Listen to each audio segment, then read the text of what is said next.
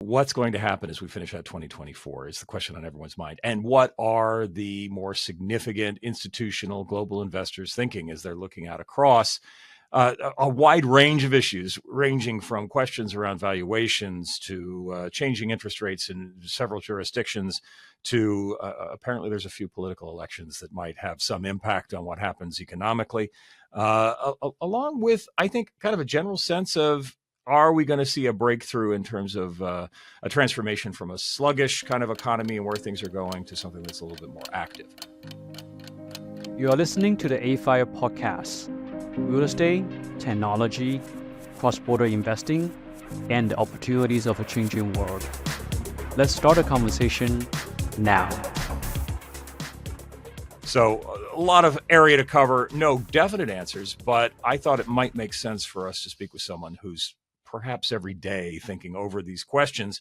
And that's Simon Treacy. He's the CEO of private equity real estate, real assets for CapitaLand investment. They have something like $134 billion in real estate assets under management in over 40 countries around the world. So I couldn't think of a better person to check in with and get his sense as he's looking out to the end of 24 and into 25, what he's thinking. So thank you so much, Simon, for joining me on the AFIRE podcast. Great. Thank you, Gunnar, and hope you're enjoying your summer. I'm trying to. It's a little hot in the States, perhaps nowhere near what it is in Singapore for you right now, but we're enjoying it. It's true summer.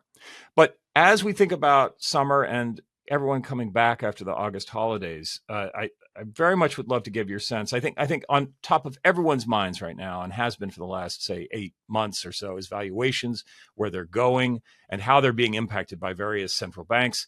What are you seeing and how are you thinking through that problem? Yeah, great. So look, I think around Asia Pacific, and obviously that's a very big, broad area from China to Australia to Japan to Singapore to India, etc. So it's relatively difficult to generalize or overgeneralize, but we are starting to see we're coming towards the end game of the interest rate cycle. And as a consequence of that, we're just starting to see transactions click up a little bit more. And we're seeing tenants, the occupier market, start to make some more decisions.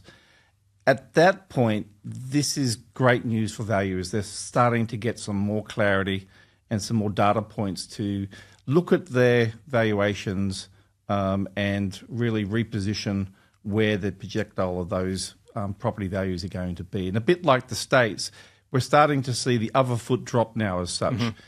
In Australia, some very recent transactions have forced valuers to take a more critical look at valuations, and the office market actually has come down 19% in the last 12 months. So I think if you compare that to the office component of the US Odyssey Index, it's come down about 30%, if I'm correct. So I think there's a little bit more to go in the office market in terms of valuations, but we're getting towards the end of that cycle. As interest rates come off in markets like Singapore, we will see valuations start to come up a little bit. And that's off the back of a relatively more stable market we have here in Singapore than in Australia, than certainly in China. As there's more clarity to the valuations, do you see the banks and the lenders starting to move at least perhaps backing off from their extend and pretend position as it has been for the last, say, 18 months or so? Well, I think in Asia, the banking sector has been pretty strong. We haven't seen banks move on owners to any large extent at all, certainly not the level that we're hearing about in the US and to a lesser extent UK and Europe.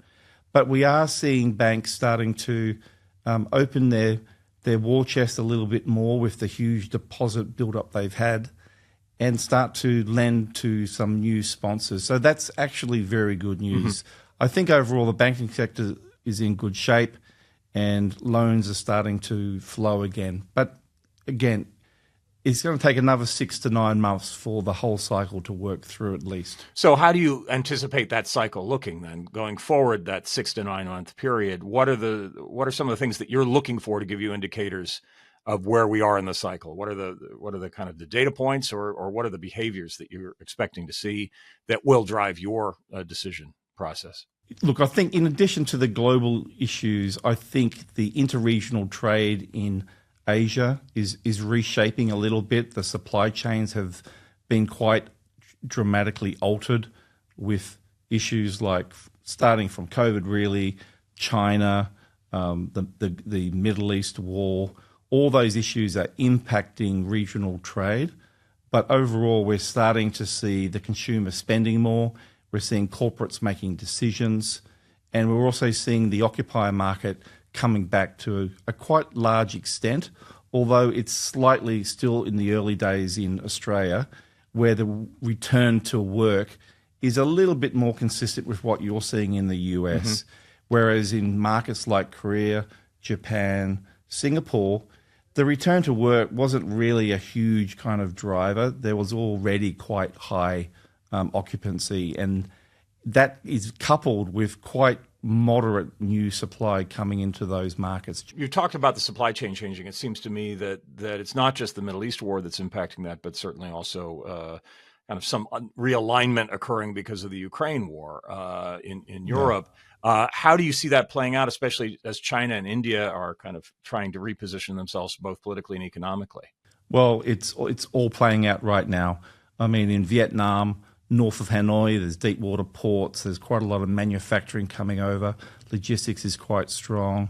Similarly, in Thailand, logistics is getting another kind of accelerated growth spurt there we're witnessing. India is benefiting overall. It's really going through quite a nice period at the moment, even post the recent elections. But Southeast Asia is really where a lot of the economic activity is because of the ports.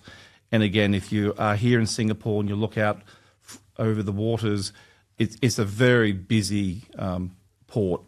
And we think that that's going to take some time to really move through the system, given the extra hours that these ships need to be on the water to get to their final destinations.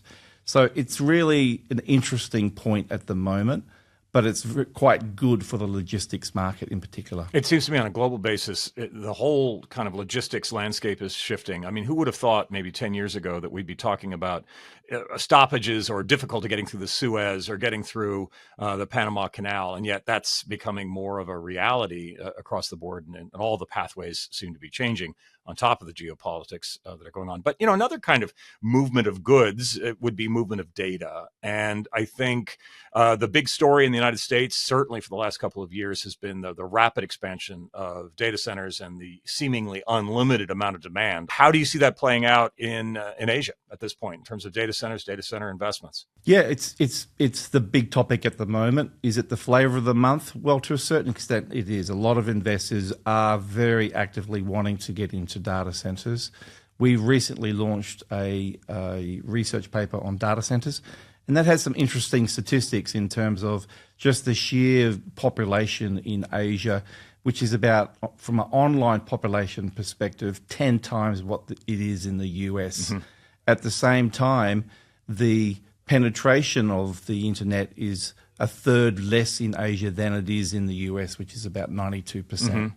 So therefore, the runway for growth in data center is just tremendous. And as a result, there's a lot of vibrant activity, albeit like everywhere in the world, we are seeing some supply constraints at times, given the imperative to access good, reliable power and land.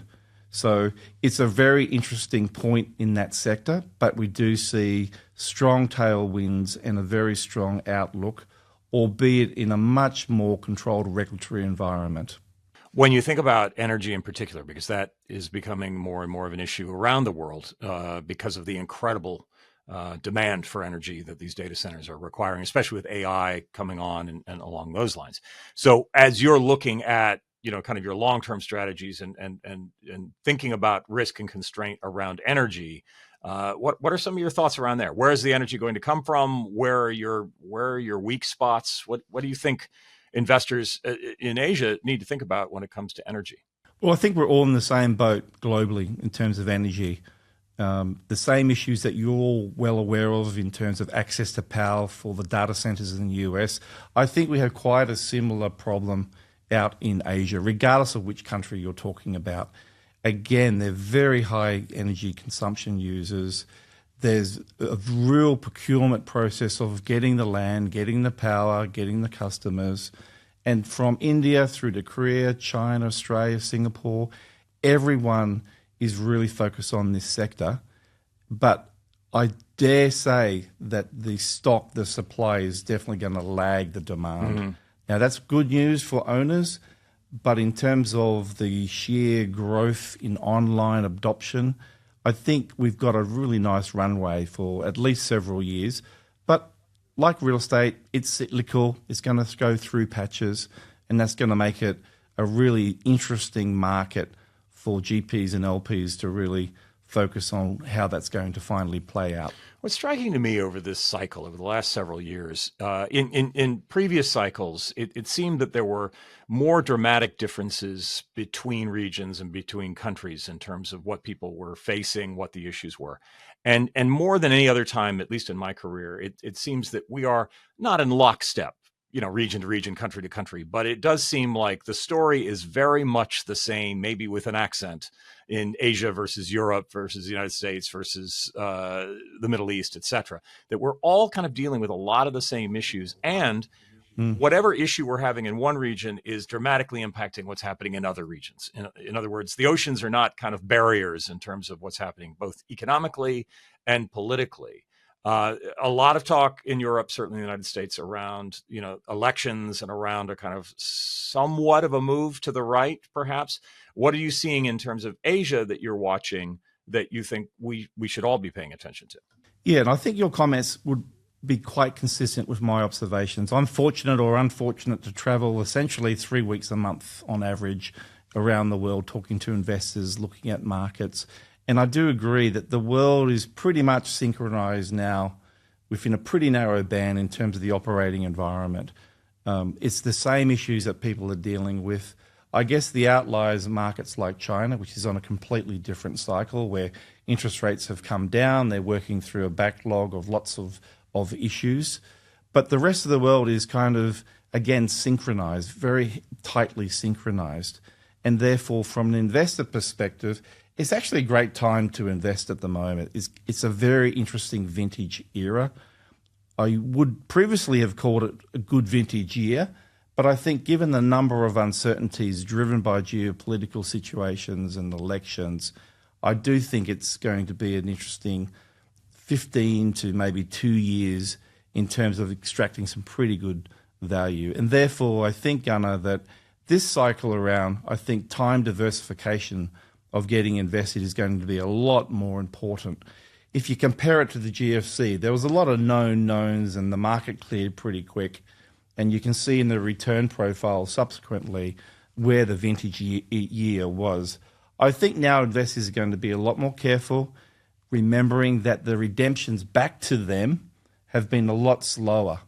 And therefore, their ability to deploy new capital has definitely stepped back. And that's why capital raising, even across Asia Pacific, is down at least 50 to 65%. Mm-hmm. I guess the flip side of that, and this links back into the discussion on energy, is that the infrastructure, the renewables teams, investment teams, are kind of eating real estate's lunch a little bit in terms of allocations because of this thirst for renewable energy, transition technologies and strategies. And therefore, that's really taking a lot more market share. Also because investment committees want to see the office markets clear a bit more. They'll be a little bit shy committing new capital. So again, it's a very interesting cycle, quite different from the GFC, possibly more consistent with what you all went through in the US with the RTC days in the early 90s. It does seem that one of the big adjustments that a lot of investors are having to make is that we've become accustomed over the last, say, 25 years to faster cycles than this, where the clearing is taking a long time, where everyone is having to continue to kind of update their prognostication to say, oh, this is taking longer. It's going to continue to take longer. And it's almost like we have to relearn patience. And when we went through in the United States, the RTC days in the early 90s, we were all much younger and much less patient at that point.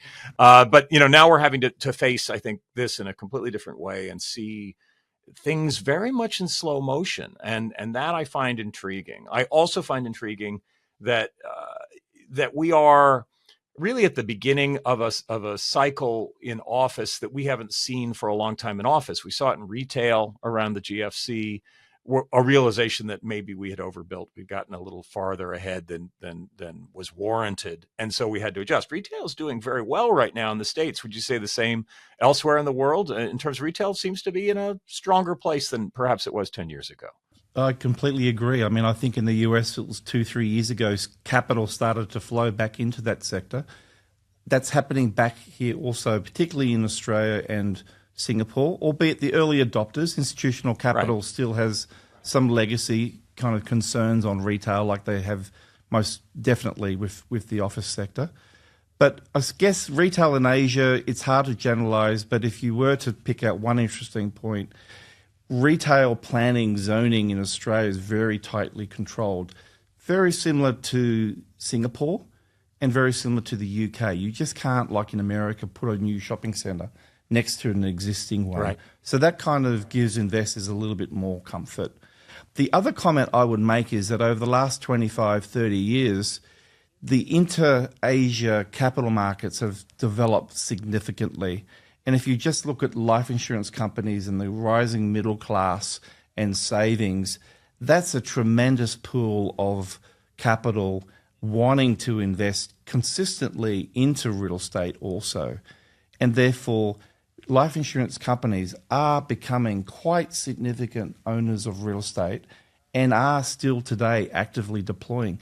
And in markets like China, where the built-up in savings is literally trillions each year, they are the most active buyers in that China market. At the same time, I think as the capital markets have developed, the thirst for income from real estate has continued to grow as well. And given that a lot of the major markets around Asia are still quite land constrained, there is, again, a real demand for premium properties. And therefore, that's a bit of a different from the markets where there's a lot of land. And I would put in that bucket markets like Melbourne, for instance, or Sydney, where there's still quite a lot of decentralized land. A big part of the topic in Europe and the United States has been affordable housing and a lack of housing generally, a need for us to catch up. And I've heard similar stories in different parts of Asia as well. How do you look at the housing, let's say kind of the global housing shortage? How is that playing out in some of the regions that you look at?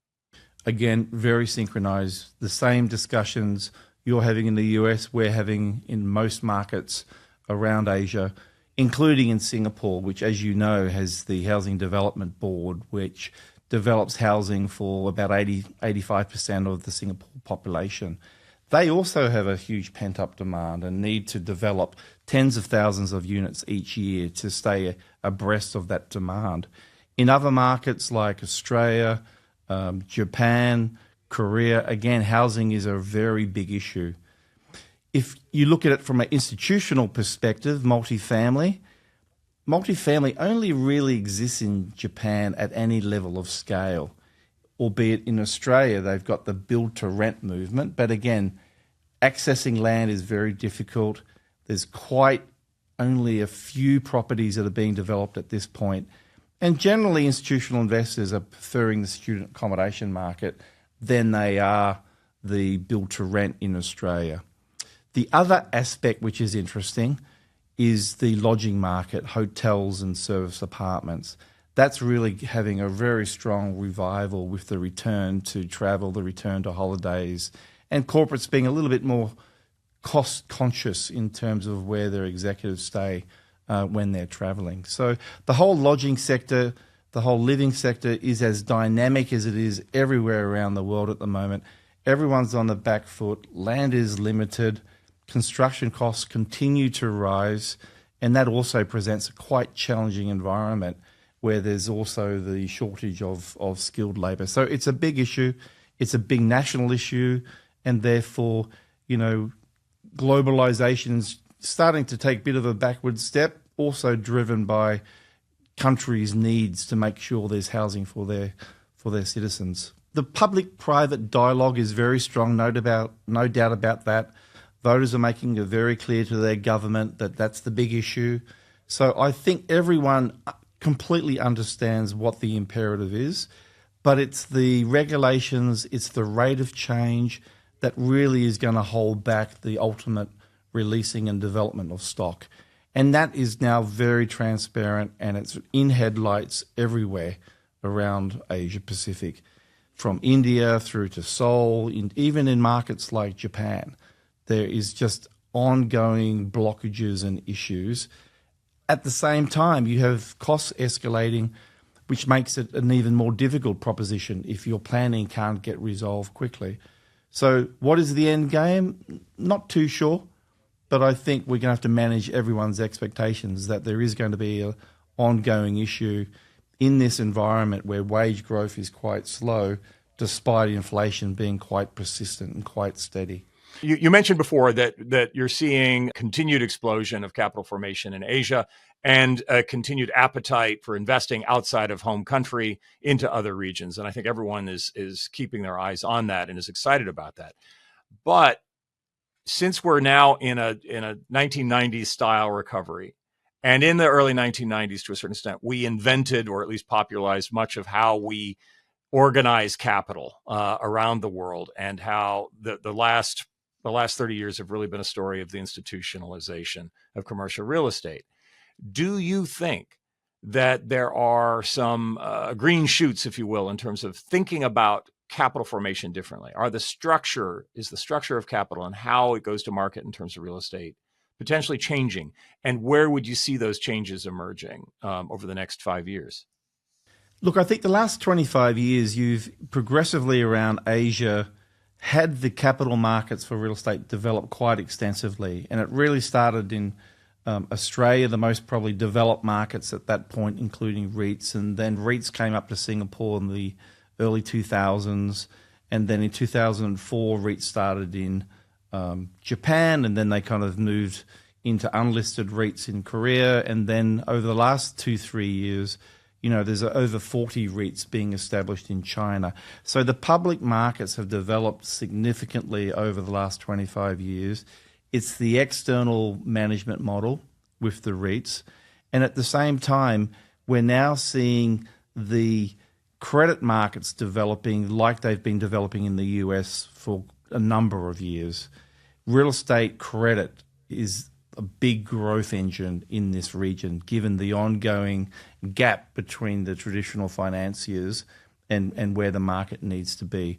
Australia is a good example of that. Over the next 3 to 5 years, there's a funding gap, Gunnar, of about $30 to $40 billion. So that's an example where there's a new big slab of capital coming into the markets to fill a space that wasn't previously developed. Therefore, that's going to help that market overall from the credit side. Mm-hmm. Similarly, when you come into Singapore, Hong Kong, Japan, Korea, those markets already were very well developed in terms of real estate debt. There's not as great a need for external real estate credit than there has been in markets like Australia. But there is that credit available, and again, that really helps the overall equation. Private capital in funds, that just continues to grow significantly.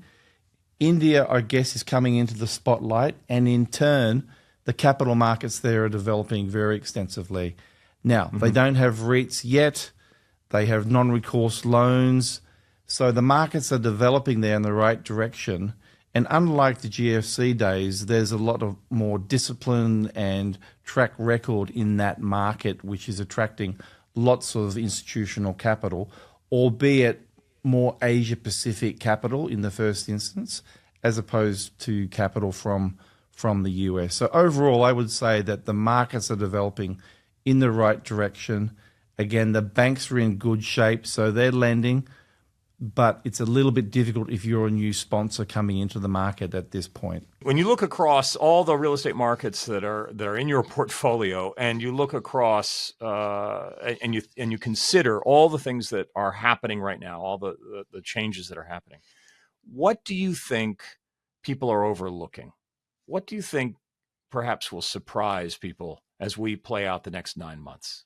Yeah, great question. Look, I think there's some contrarian views out there. One would be the office markets. I mean, they're out of favour. Investment committees, boards have probably excess concentration. They're wanting to see more redemptions and cash flow coming back before they even consider making more investments. But it's a sector where, with rising construction costs, it's going to be particularly more difficult over the next 3 to 5 years to build a new office building at an economic rent, given the growth in the construction costs.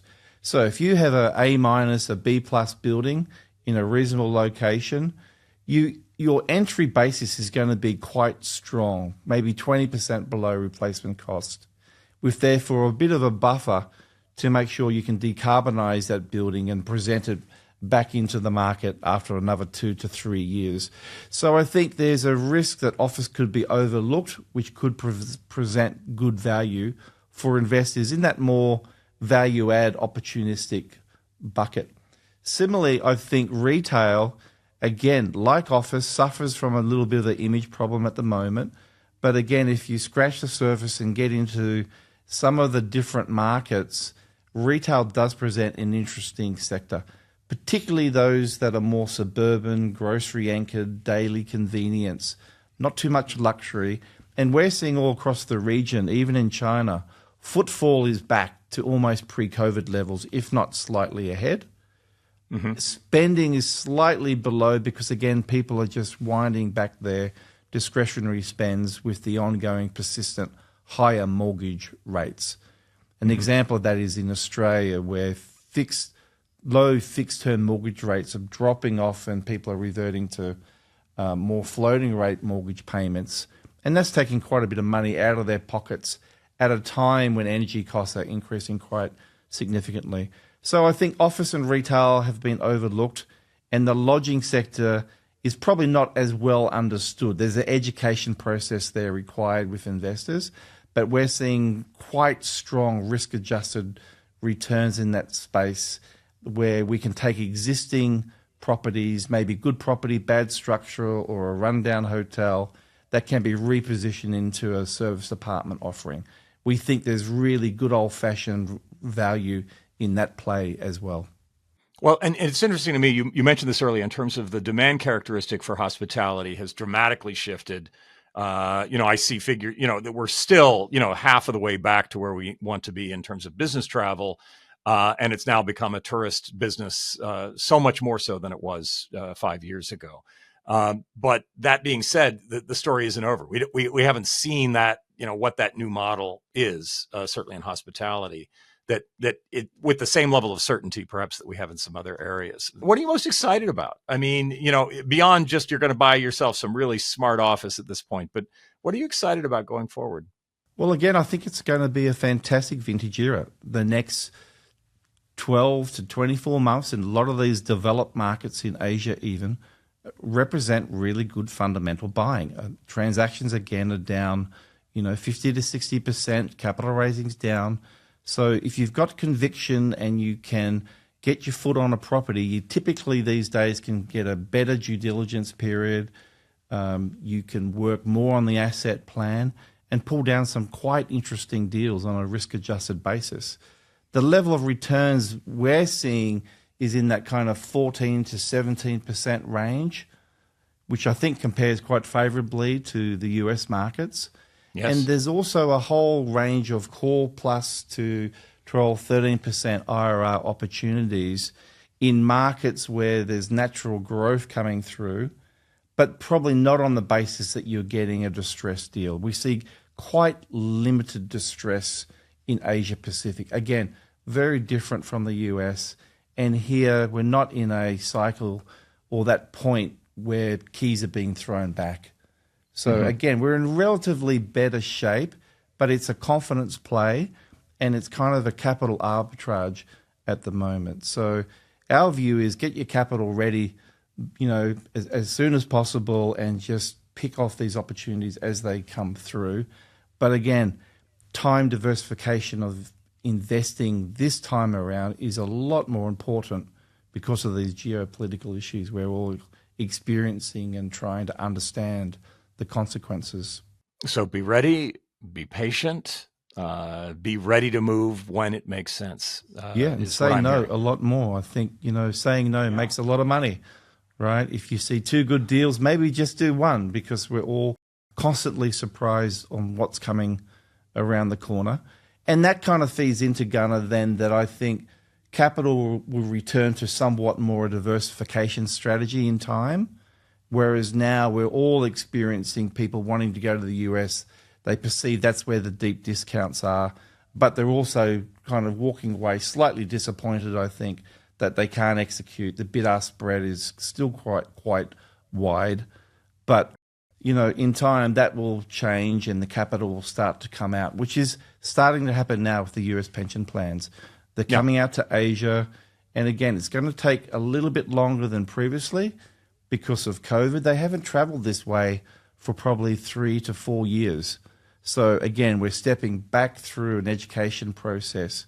But what continues to be consistent is just how Asia's a rising region, relatively young population, growing middle class, high commitment to infrastructure spend, and an ongoing strong and stable financial system. Well, that's heartening to hear, and I'm excited to see how this plays out as we go into the second half of 2024 and into 25. We've been speaking with Simon Treacy, who's the CEO of private equity, real estate, real assets at CapitaLand Investment in Singapore. Thank you for taking some time with me this summer, and I look forward to hearing more about what you're experiencing as we move into the next 8 to 9 months. I think we live in interesting times. We certainly do. Thank you, Gunnar.